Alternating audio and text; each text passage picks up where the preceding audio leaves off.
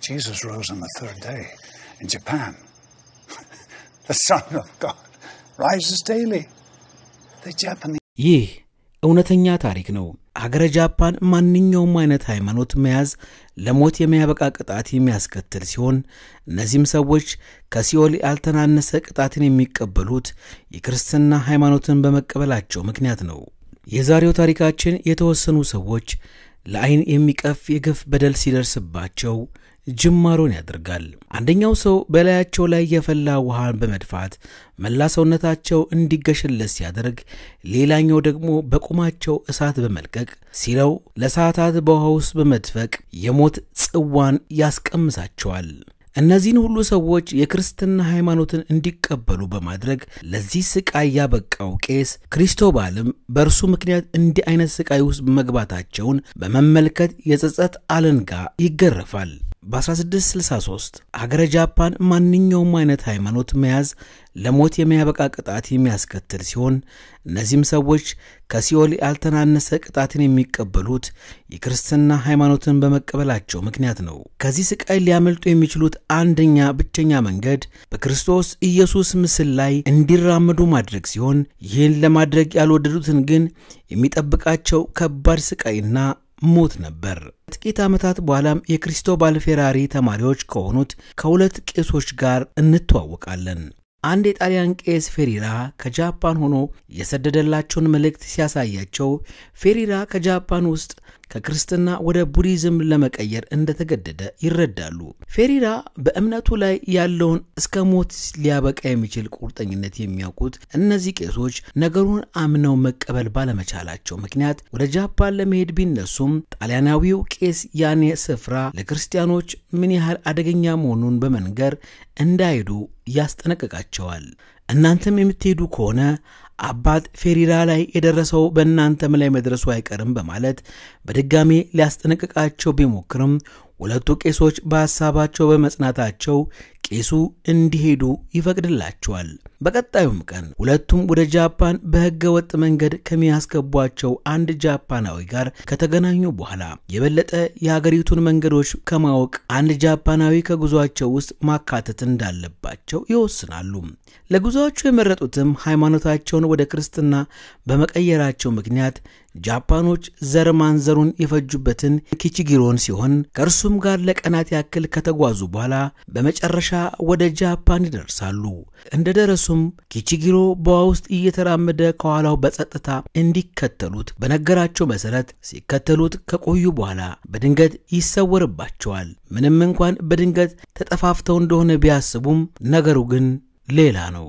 ከቆይታ በኋላም የእሳት ችቦ የያዙ ጃፓናውያን ወደ እነርሱ በመምጣት ስፍራው ለእነርሱ ያለ ሰዎች አደገኛ መሆኑን በመንገራቸው ከማዳን ውጭ አማራጭ ያልነበራቸው ሰባስቲያንና ፍራንሲስኮ ወዳላቸው ስፍራ በጸጥታ መከተል ይጀምራሉ።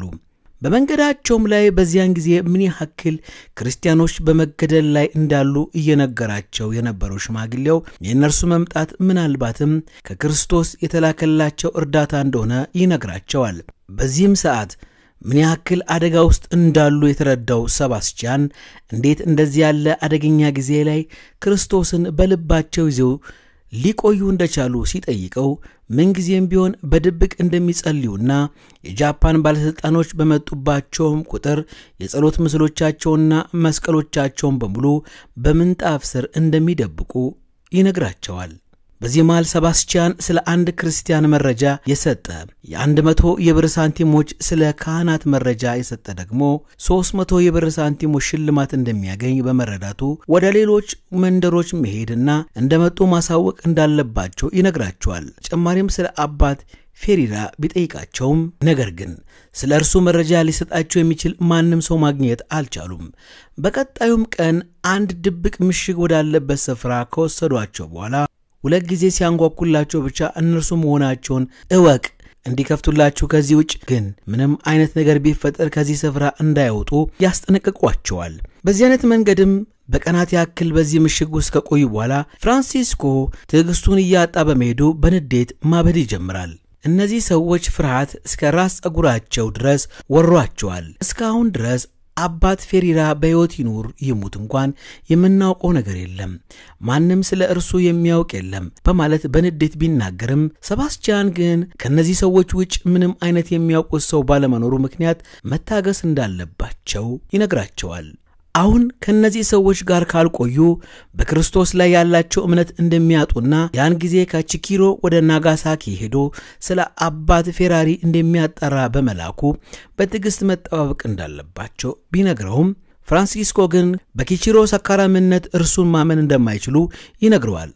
በዚህም እልህ አስጨራሽና ትዕግስት አልባ መንገዶች ተከታታይ ቀናት ካለፉ በኋላ የፍራንሲስኮ ትዕግስት እያለቀ በመምጣቱ ሁለቱም ለአፍታ ወጥተው ፀሐይ ለመሞቅ ይስማማሉ። ከረጅም ጊዜያት በኋላ ያገኙዋትን ፀሐይ በማጣጣም ላይ ሳሉም በድንገት ከሩቅ የሚመለከቷቸው ሰዎች መኖራቸውን በማየታቸው ፈጥነው ወደ ምሽጋቸው ገብተው ይደበቃሉ። በዚህ ዕለት ምሽግም ከውጭ የሰዎችን ድምጽ ቢሰሙም ሁለት ጊዜ ባለማንኳኳታቸው ምክንያት ፈጽሞ መክፈት እንደሌለባቸው ይረዳሉ።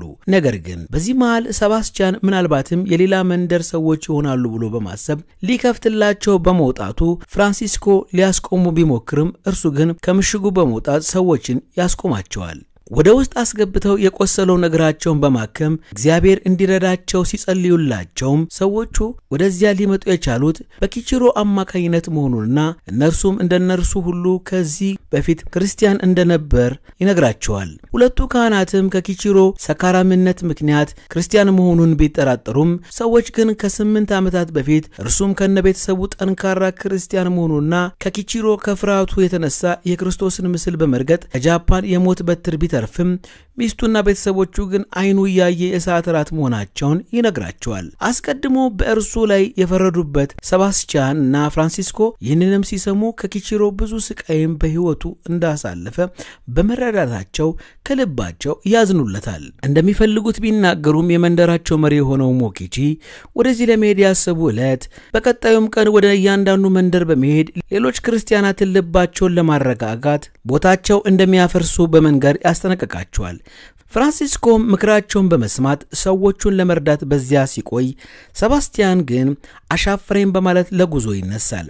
በቀጣዩም ቀን ወደ ቀጣዩ መንደር እንደደረሰ ከኪቺሮ ጀምሮ ሁሉም የመንደር ሰዎች በፍቅር ሲቀበሉት ሰባስቲያን በዚህ ሁሉ መከራ ውስጥ እንኳን እምነታቸውን ባለመጣላቸው ይገረማል። እንደ ዕድል ሆኖም በአጋጣሚ ያገኙትን ሽማግሌ አባት ፌሪራ ሁሉም ክርስቲያናት በተወሰዱበት ናጋሳኪ እንደሚገኙ ሲነግሯቸው ሰባስቲያን የዚህ መንደር ሰዎች በእምነታቸው ጸንተው እንዲቆዩ የሚያስፈልጋቸው በጣም ጥቂት እገዛ ብቻ እንደሆነ ይረዳል። በዚህም የተነሳ ትንሽ የመስቀልና ከመቁጠሪያቸው ላይ የሚገኙ ጌጦች አንድ በአንድ እያወለቀ ሲሰጣቸው በደስታ የሚገቡበት ይጠፋቸዋል። ልክ እንደነርሱ ሁሉ ለኪቺሮም ሊሰጠው ቢሞክርም ራሱን እንደ ትልቅ ኃጢአተኛ በመቁጠርና ኢየሱስ መቼም ቢሆን ይቅር እንደማይለው በማሰቡ ምክንያት ጥሎት ይሮጣል።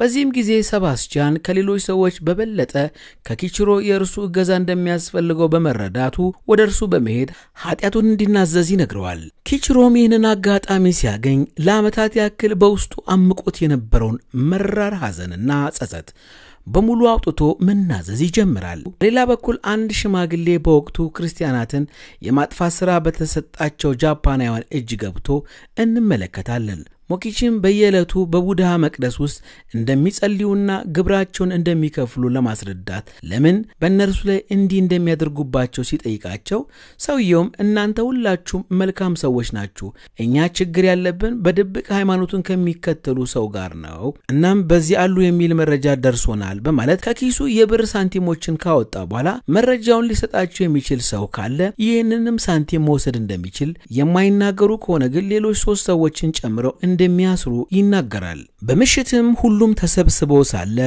ሞኪቺ ካህናቱን አሳልፎ ከሚሰጡ ይልቅ ሞታቸውን እንደሚመርጡ ሲናገር ሰባስቲያን በዚህ የሚቆይ ከሆነ እነርሱ አደጋ ላይ እንደሚጥል በመረዳቱ ወደ ኪቺሮ መንደር መሄድ እንዳለበት ይወስናል። ነገር ግን የኪቺጊሮ መንደር ነዋሪዎች እነርሱ ላይ ሊመጣ የሚችለውን አደጋ ፍራቻ ወደ እነርሱ መንደር እንዳይመጣ ሲለምኑት በሁሉም መካከል ኃይለኛ ጭንቀት መነሳት ይጀምራል። ጸባቸው ከተረጋጋ በኋላም አንድ ሽማግሌ ሁለቱም ካህናት በዚህ መንደር መቆየት እንዳለባቸውና ገዢዎቹም እንዳሉት ሞኪቺን ጨምሮ 3 ሰዎችን መውሰድ እንዳለባቸው ይወስናል። ከመካከላቸውም አንድ ሰው በመነሳት በፈቃዱ ከሚወሰዱ ሰዎች መካከል እንደሚሆን ሲናገር የሚቀረው አንድ ሰው ብቻ በመሆኑ ሁሉም ኪቺጂሮ ራሱን አሳልፎ እንደሚሰጠው ይለምኑታል። ምንም እንኳን ኪቺጂሮ በሐሳባቸው ባይስማማም ነገር ግን የመንደሩ ሰዎች ግፊት በሙሉ በእርሱ ላይ በመጫኑ ሳይወድ በግድ ራሱን አሳልፎ ለመስጠት ይስማማል። በቀጣዩም ቀን ለ2 ካህናት የሚሆን ምሽግ በማዘጋጀት ላይ ሳሉ ሞቺኪና ራሳቸው አሳልፎ ለመስጠት የተስማሙት ሌሎች 3 ሰዎች ይህን ያክል መስዋዕትነት ከፍለው እንኳን መንደራቸውን በሰላም የማይተው ከሆነ ምን ማድረግ እንደሚገባቸው ይጠይቋቸዋል። ሰባስቲያንም ለእነርሱ በማሰብ ያሉትን በሙሉ እንዲያደርጉና እግዚአብሔርም ይቅር እንደሚላቸው ቢነግራቸውም ፍራንሲስኮ ግን ይህ በእግዚአብሔር ፊት ልክ እንዳልሆነና በፍጹም በሚሉት ነገር ሁሉ መስማማት እንደሌለባቸው ያስጠነቅቃቸዋል።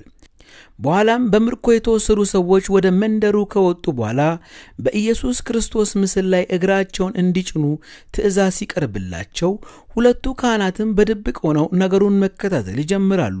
እነዚህ 4 ሰዎች ለመንደርተኞቹ ሰላም ሲሉ እንደምንም እግራቸውን በምስሉ ላይ ቢጭኑም ይህ ብቻውን ለገዢዎቹ በቂ አልነበረም። ምስሉን በመትረግጡበት ሰዓት ትንፋሻችሁ እየተቆራረጠ የነበረ በመሆኑ በእርግጥም ክርስቲያን አለመሆናችሁን ለማረጋገጥ ከዚህ የከፋ ነገር ማድረግ አለባችሁ በማለት በመስቀሉ ላይ እንዲተፉ ያስገድዷቸዋል። ምንም እንኳን የመንደርተኞቹ ሰላም አደጋ ውስጥ ቢሆንም ከፈሪው ከቺጊሮ በስተቀር ይህንን ኃጢያት በጌታው ላይ ሊሰራ የደፈረ አልነበረም። በዚህ ምክንያት በመስቀል ሞት የተዳረጉት 3 ምርኮኞች የባህሩ ማዕበል ከፍ እያለ በመጣ ቁጥር ሰውነታቸውን እንደ ልምጭ እየገረፋቸው ያልፋል።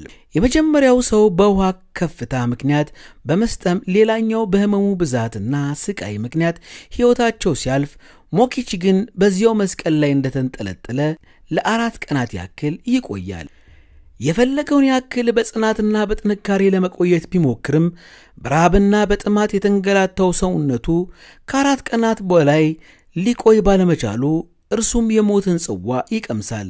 ምንም እንኳን በክርስትና ሥርዓት በትክክለኛው መንገድ መቀበር ቢኖርበትም ነገር ግን በቁሙ መንገላታቱ ሳያንስ ሬሳውን ያቃጥሉታል። ይህንን ሁሉ በገዛ ዓይናቸው እየተመለከቱ የነበሩት 2 ካህናት ሲኦልን በምድር ላይ ሆኖ እየኖሩት ያሉ ያክል ልባቸው በሐዘን ይደማል። በዚህም ምክንያት ሰባስቲያን ኢየሱስ ክርስቶስ በምድር ላይ በስቃይ የሚጮሁትን ሰዎች ድምፅ ይሰማል ብሎ ያመነበት የነበረው እምነት ለመጀመሪያ ጊዜ መጠራጠር ይጀምራል። ይህ ሁሉ በእነርሱ ምክንያት እየሆነ መሆኑን የተረዳው ፍራንሲስኮም እነዚህ ሰዎች ከማለቃቸው በፊት ሰባስቲያን መመለስ እንዳለበት ቢነግረውም ነገር ግን አባት ፌሪራን ሳያገኙ ወዴትም እንደማይሄዱ ይነግረዋል። በዚህ ምክንያት ፍራንሲስኮ ተለይቶት ሲሄድ ሰባስቲያንም ወደ ኪቺጊሮ መንደር ብቻውን ይሄዳል።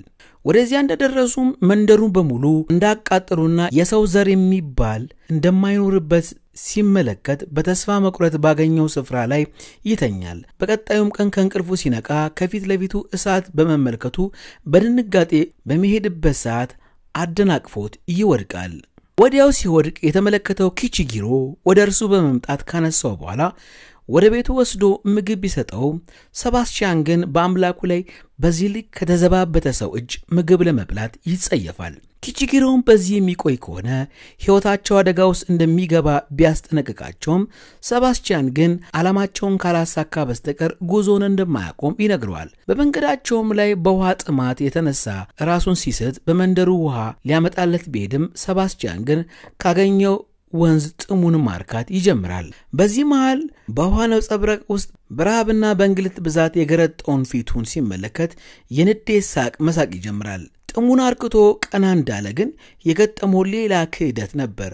ጃፓናውያን ሰባስቲያንን ከከበቡት በኋላ ለኪቺጊሮ የብር ሳንቲሞችን ቢወረውሩለትም እርሱ ግን ክህደቱን እርሱ እንዳልፈጸመ እየለመነ ይነግረዋል። ሌሎች በተያዙ ክርስቲያናት መካከል ሲያስቀምጡትም በንዴት እንዴት በዚህ ልክ ያክል ተረጋግተው መቀመጥ እንደቻሉ ቢጠይቃቸው እነርሱ ለአምላካቸው መስዋዕት በመሆናቸው መንግስተ ሰማያት እንደሚያገኙ በማመናቸው አንዳችም ምላሽ ሊሰጡ አልቻሉም። ከትንሽ ደቂቃ በኋላ የመጣው መሪያቸው ከሰባስቲያን በስተቀር ሁሉንም እንዲወስዷቸው ትእዛዝ ከሰጠ በኋላ በእናንተ ላይ ምንም አይነት ጥላቻ የለንም፣ ነገር ግን ለእናንተ ኢየሱስ የሚሆን ቦታ የለንም፣ ስለዚህ አምላክ የሚባል ነገር እንደሌለ ከተስማማ እንለቀሃለን በማለት ምርጫ ያቀርቡለታል። ሰባስቲያን ሕይወቱን ሊሰጥ ዝግጁ ቢሆንም እርሱም ቢሆን መሪው ካህኑን መግደል ጥሩ ውሳኔ እንዳልሆነ ጠንቅቀው ያውቃሉ። በዚህ ምክንያት መሪያቸው ካለፈ ስህተታችን ተምረናል፣ እናንተ መግደል እምነታችሁን ከማጠንከር የዘለለ ጥቅም የለውም በማለት ከተናገረ በኋላ ወደ ሰዎቹ በመዞር መልካም ካህን ብትሆን ኖሮ ለነዚህ ሰዎች ሕይወት ግድ ይልህ ነበር፣ ይህንን መራር ጽዋ ከሚጠጡ በአንተ ትዕቢት ምክንያት ነው በማለት ይነግረዋል። አንድ አሳኖ የተባለ አስተርጓሚ ወደ እርሱ ይመጣል። እርሱም እምነቱን ካልካደ በስተቀር ዘቅዝቀው ሊሰቅሉት እንደሆነ ከነገረው በኋላ ፌሪዳም በዚህ መንገድ ቅጣቱን ከተቀበለ በኋላ እምነቱን ክዶ ከቤተሰቡ ጋር በሰላም እየኖረ እንደሆነ ይነግረዋል። የበለጠ ስቃዩን ላለማብዛት በአስተርጓሚው በኩል ማናገር ይጀምራሉ። ምናልባትም የአንተ ሃይማኖት በፖርቹጋልና ስፔን ውስጥ ሰርቶ ሊሆን ይችላል፣ ነገር ግን በእኛ ባህል በጥልቅ ስናጠናው በጃፓን ውስጥ እርባና ቢስ ሆኖ እናገኘዋለን። ልክ በአንድ ሀገር መሬት ላይ አምሮና ፍሬ አፍርቶ እንደሚኖር ሌላ ሀገር ላይ ሲተከል ግል እንደሚጠፋ ዘር ሃይማኖታችሁም በዚህ ሀገር ላይ እንዲሁ ነው በማለት ለማስረዳት ቢሞክሩም ሰባስቲያን ግን በሐሳባቸው ባለመስማማት ከዚህ በፊት በዚህ ሀገር ውስጥ ከ300,000 በላይ ክርስቲያኖች ቢኖሩም በኃይል እንደገደሏቸውና ሃይማኖታቸውን እንዳስቀየሯቸው በድፍረት ይነግራቸዋል። መሪው ከዚህ በላይ ሰባስቲያንን የሚለማመጥበት ሆነ የሚለምንበት ትዕግስት በመጨረሱ ምክንያት ወደ ወህኒ ቤት ይመልሰዋል። በዚህም ሳለ ኪቺኪሮ ወደ እርሱ በመምጣት የሸጠው ለገንዘቡ ሲል ሳይሆን ወታደሮቹ ስላሰቃዩት እንደሆነ ሲነግረው በወህኒ ቤት አብረው ያሉት ሁሉ የቺኪሮን አታላይነት በመናገር በፍጹም እንዳያምነው ቢነግሩትም ሰባስቲያን ግን የሃይማኖቱን ሕግጋት በመከተል ይቅር ይለዋል። በቀጣዩም ቀን በወህኒ ቤቱ የሚገኙትን ክርስቲያናት ወደ ውጭ በማውጣት በክርስቶስ ምስል ላይ እንዲቆሙ ቢነግራቸውም በፍርሃትና ለእምነታቸው ታማኝ በመሆን አሻፍረኝ በማለት ከመካከላቸው አንደኛው ሰይፍ ይገድሉታል። በእርሱ ሞት በኋላ ለሳምንት ያክል በወህኒ ቤት ሲሰቃይ የነበረው አንደኛው ክርስቲያን ይህን አጋጣሚ ሲያገኝ ከስቃዩ ለማምለጥ ሲል ምስሉን በመርገጥ ነፃነቱን ያገኛል። በዚያን ምሽትም ሰባስቲያን ዳግም በመሪው ፊት ከቀረበ በኋላ አንድ 4 ሚስቶች ስለነበሩ ሰው ታሪክ ይነግራቸዋል። ምንም እንኳን 4 ሚስቶቹ ውብ ቢሆኑም ሁልጊዜም ቢሆን ጸብ በመካከላቸው አይጠፋም ነበር። ይህ ጭቅጭቅና ንትርክ ሲበስበትም ይህ ሰው 4 ሚስቶቹን አባረራቸው፣ ሰላምና ደስታም ወደ ቤቱ ተመለሰም በማለት ታሪኩን ካገባደደ በኋላ ንገረኝ እስቲ ይህ ሰው ያደረገው ትክክል ነው ወይስ አይደለም በማለት ሲጠይቀው ሰባስቲያንም ሰውየው ያደረገው ትክክል ነው በማለት ይመልስለታል። መሪውም አሁን ያንን ሰው ጃፓን አድርገው ወሰደው። 4ቱን ሰዎች ደግሞ እንግሊዝ፣ ስፔን፣ ሆላንድና ፖርቹጋል ቢሆኑ እነዚህ ሰላማችን የሚነሱ 4 ሀገራት ከሀገራችን አባረን ሰላማችንን ብናገኝ ምንድነው ጥፋቱ? እነዚህ 4ቱ ሀገራት እኛ ውስጥ እስካሉ ድረስ በሰላም መኖር አንችልም፣ ስለዚህ ጃፓን ለውጭው የሚሆን ቦታ የላትም በማለት ይነግረዋል። በቀጣዩም ቀን ክርስቲያን ሴቶችን በግድ ከወሰዷቸው በኋላ ሰባስቲያን አብረው በመያዝ ወደ ባህር ዳርቻው ያመጡታል።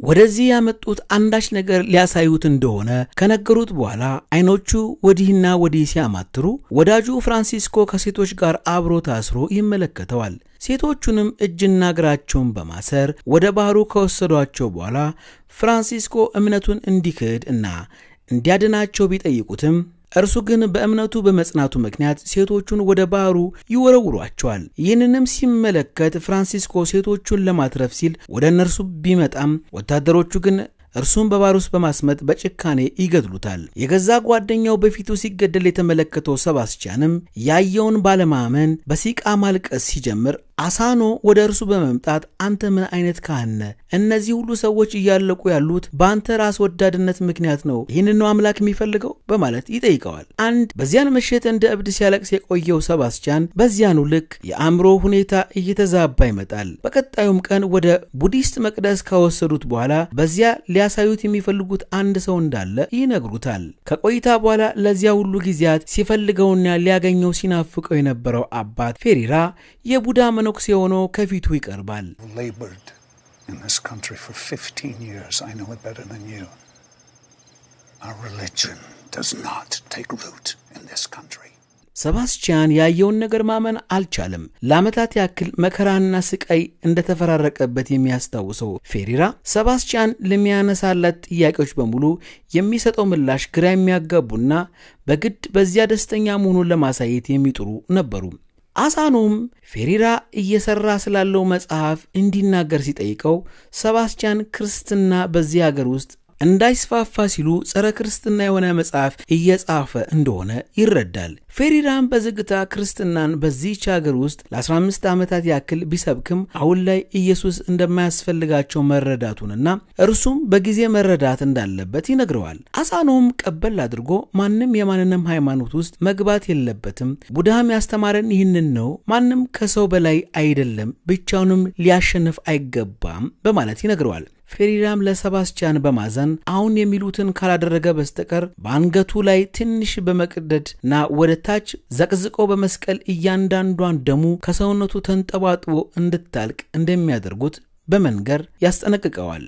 በትዝታም ወደ ኋላ በመመለስ የኢየሱስ ምስልን እንዲረግጥ ያደረጉት ቀን ላይ ምንም ያክል ልቡ እንደተሰበረና በውስጡ ያለው ኃይል ሁሉ እንዳለቀ ቢያስተውልም አሳኖ አሁን እርሱን የሚቀበሉትን መንገዳቸውን እንዳይቀይሩና እርሱ ሃይማኖትን እስኪክድ ድረስ አይኑን እያየ ሌሎች ክርስቲያኖችን እንደሚያሰቃዩ ይነግረዋል።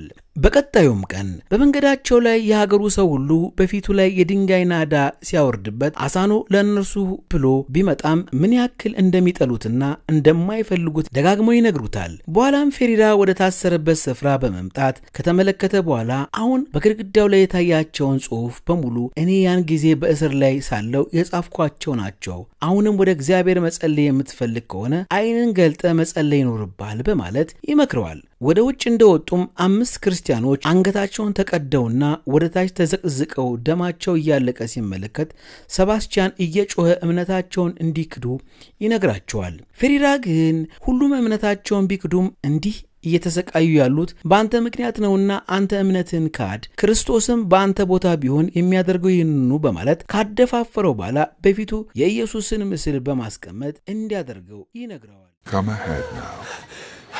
There is something It's all right. more important than the judgment of the church. Step on me. Your life is with me now. I understand your pain. The most painful act of love that has ever been performed. I was born into this world to share men's pain.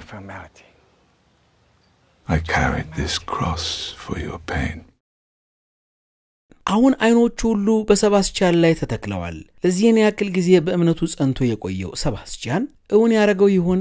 በሚያስደንቅ ሁኔታ ውስጡን ካደፋፈረ በኋላ እያነባ በምስሉ ላይ እግሩን ይጭናል። አዛዡም ይህንን ሲመለከት አዝኖ ሁሉንም ክርስቲያኖች እንዲለቃቸው ትእዛዝ ከሰጠ በኋላ ሰባስቲያን የቡዳ መቅደስ ውስጥ መነኩሴ ይሆናል። በዚያ የሚገኙ አዋቂና ሕፃናት በሙሉ ከሰባስቲያን ሽንፈት ዕለት ቢዘባበቱበትም ምስሉን የረገጠ ዕለት ስሜቱን አብሮ የሞተው ሰባስቲያን አንድም ያዘን ስሜት አይሰማውም ነበር። ከዚያም ጊዜ በኋላ ለ250 ዓመታት ያክል ቤተክርስቲያን አንድም ካህን ወደ ጃፓን ባለመላኳ ምክንያት ሰባስቲያን ወደ ጃፓን የመጣው የመጨረሻው ካህን ነበር። ነገሮች ተገላቢጦሽ ሆነው በዚያ ሳለ ዋነኛው ስራው በአንድ ወቅት ልክ እርሱ ያደርግ እንደነበረው ክርስትናን ሊያስፋፉ የመጡትን ሁሉ ማስቆም ሆነ።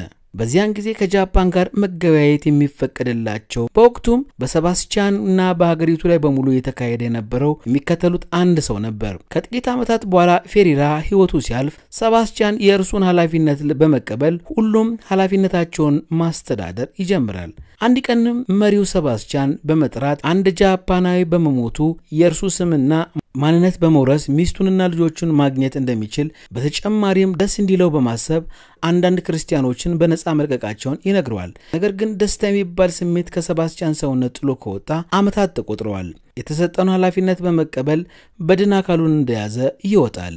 ከዓመታት በኋላ ሰባስቲያን እድሜው ገፍቶ እንኳን ሳለ ጃፓናውያኑ በየወሩ እምነቱን አለማደሱን ለማረጋገጥ የኢየሱስን ምስል ያስረግጡት ነበር። ምንም እንኳን ኪቺጊሮ አሁንም ከእርሱ ጎን ቢሆንም አንድ ቀን በልብሱ ውስጥ የኢየሱስን ምስል በማግኘታቸው ምክንያት እንደ ቤተሰቦቹ ሁሉ ወደማይቀረው የሞት ጎዳና ይሰዱታል። ሰባስቲያን እንደ አውሮፓውያን አቆጣጠር በ1662 ሲያርፍ ከሚስቱ አይን አንዳች ቅንጣት የእንባ ዘለላ እንኳን አልወረደም ነበር። በአንድ ወቅት የእምነቱ አርበኛና በሁሉም ዘንድ የተከፋ የነበረው ሰባስቲያን አንድም ቀን የጥርሶቹ ፈገግታ ሳይታይ እንደከፋው ወደ መቃብር ይወርዳል። በቡዳ ሥርዓት መሠረት ሬሳው ሲቃጠልም በእጆቹ መሃል ለዓመታት ደብቆ የያዘውን መስቀል እንደያዘ እንመለከታለን። ይህ እውነተኛ ታሪክ ነው። ይህም እውነተኛ ታሪክ መገባደጃውን እዚህ ላይ ያደርጋል። ውድ ተመልካቾቻችን ስለተመለከታችሁን እናመሰግናለን። ሰብስክራይብ በማድረግ ቤተሰብ ይሁኑ። ቸርን ሰንብት።